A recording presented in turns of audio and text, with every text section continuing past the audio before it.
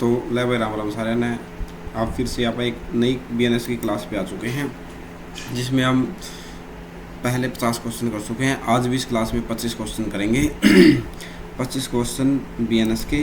तो शुरुआत करते हैं। बीएनएस को में सामुदायिक सेवा किस रूप में जोड़ा गया है? ये जोड़ा गया है जी सुधारात्मक सजा के रूप में। जो सामुदायिक सेवा दी सजा या सेवा बोली जाती है तो वो सुधारात्मक सजा ही है। धारा 308 किस अपराध से संबंधित है? इसमें आता है जी जबरन वसूली, यानी कि किसी को डरा धमका कर जब कोई किसी से पैसे या संपत्ति वसूल ले तो उसे उस पर धारा 308 का अपराध लगाया जाता है। धारा 309 में किससे संबंधित है? धारा 309 है जी डकैती हेतु प्रयास। डकैती हुई नहीं है, जब कोई व्यक्ति डकैती का प्रयास करता है तो धारा 309 लगती है। धारा 310 किससे संबंधित है? ये है जी रोबरी से संबंधित। लूट में बल या डर का प्रयोग किया जाता है। रोबरी में जी 130 में इसमें जो मतलब कि चोरी की जाती है उसमें लूट की जाती है, तो किसी को डरा कर धमका कर बल के जोर पर हथियार के जोर पर उसे रोबरी की जाती है। धारा 311 किससे संबंधित है?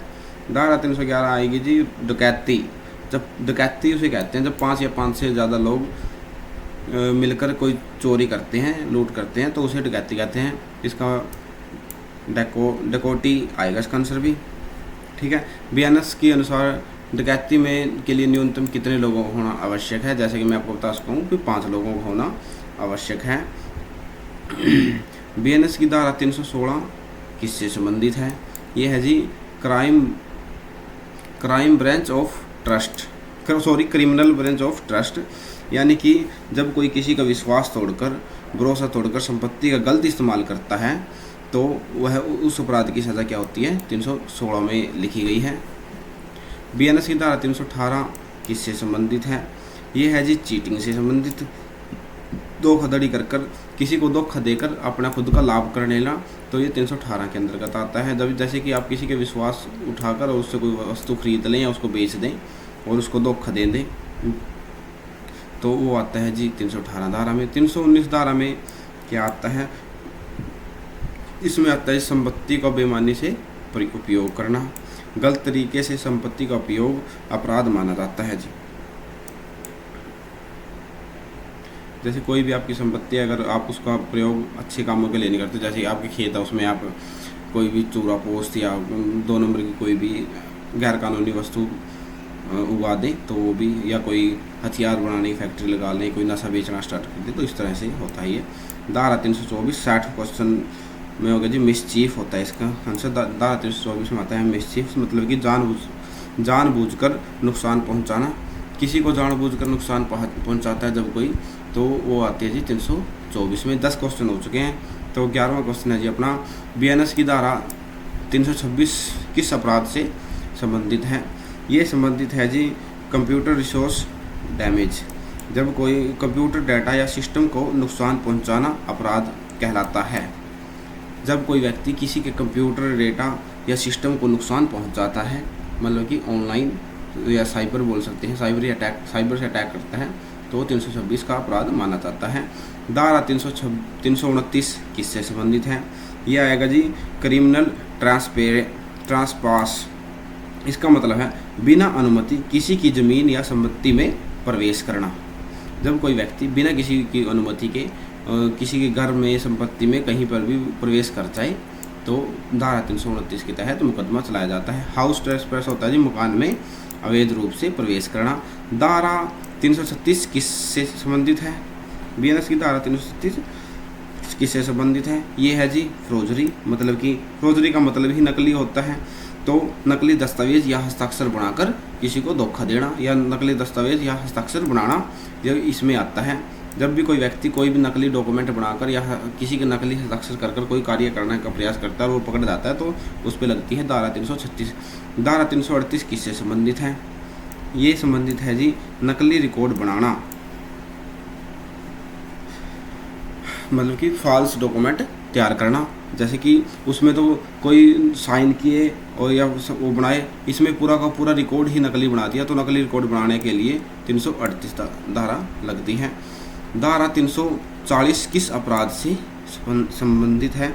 ये है जी फेक इलेक्ट्रॉनिक रिकॉर्ड। इसमें था कागजी रिकॉर्ड नकली बनाना, इसमें था जी ऑनलाइन कोई भी नकली रिकॉर्ड बनाना। बीएनएस में साइबर अपराधों को महत्व क्यों दिया जाता है? क्योंकि इंटरनेट का उपयोग बढ़ना, ऑनलाइन फ्रॉड और डिजिटल अपराध, इन सभी के लिए ही साइबर अपराधों को महत्व दिया गया है। क्योंकि जैसा कि हम देख सकते हैं कि अभी ज़्यादातर जो फ्रॉड होते हैं वो ऑनलाइन ही होते हैं, तो इसलिए साइबर अपराधों में इंटरनेट का उपयोग बढ़ने के कारण ऑनलाइन फ्रॉड होने लग गया और डिजिटल अपराध ज़्यादा होने के कारण ही साइबर अपराधों का बीएनएस में ज़्यादा रोल दिया गया है। बीएनएस की धारा 351 किस अपराध से संबंधित है? क्वेश्चन नंबर 68, इसका क्वेश्चन आएगा जी क्रिमिनल इंटिमिडेशन। इसका अर्थ होता है किसी को डराना या जान से मारने की धमकी देना।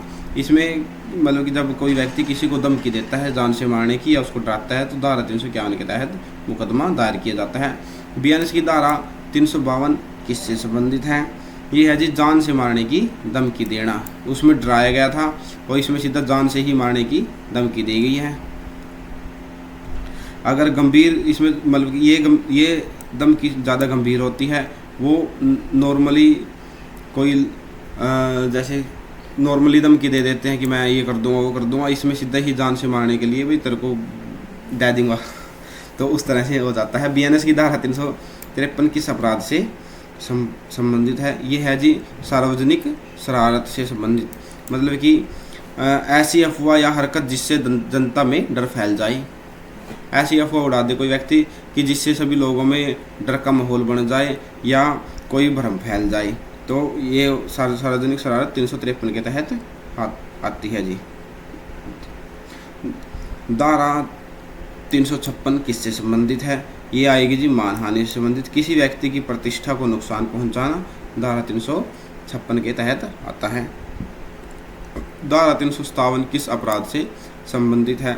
ये है जी झूठी अफवाह फैलाना, मतलब कि कोई भी गलत बात फैला देना, जैसे कि किसी भी जिससे कि लोग डर जाएं या भ्रम फैल जाए, डर नहीं जाए इसमें भ्रम फैल जाए, ये लोगों की धारणाएं ही चेंज हो जाए। और इसमें नेक्स्ट क्वेश्चन आएगा जी क्वेश्चन नंबर 73, ऑर्गेनाइज्ड क्राइम किस धारा में दिया गया है? ये दिया गया है जी 111 में। अब ऑर्गेनाइज्ड क्राइम क्या होता है? इसका मतलब होता है संगठित अपराध। संगठित अपराधों के लिए स्पेशल 111 धारा बनाई गई है। ये बहुत ही इम्पोर्टेंट क्वेश्चन हो जाता है, तो इसको आप नोट कर लें, क्योंकि ये क्वेश्चन बहुत ही ज़्यादा इम्पोर्टेंट है। क्योंकि सीधा सीधा पूछा जाएगा कि संगठित अपराध कौन सी धारा के अंतर्गत आते हैं? वो आते हैं धारा 111 के तहत। पेंटी ऑर्गेनाइज्ड क्राइम किस धारा के अंतर्गत आता है? ये आता है जी धारा 112 के तहत। पेंटी ऑर्गेनाइज्ड क्राइम होता है जी छोटे गैंग अपराध, मतलब कि छोटी छोटी गैंग बनाकर अपराध करते हैं, जैसे किसी की पॉकेट मारना या कोई सड़कों पर ताश का जुआ खेलना या कोई भी अदर एक्टिविटी होती है जो छोटे छोटे गुट बनाकर गैंग बनाकर लोग करते हैं। बीएनएस का मुख्य उद्देश्य क्या है?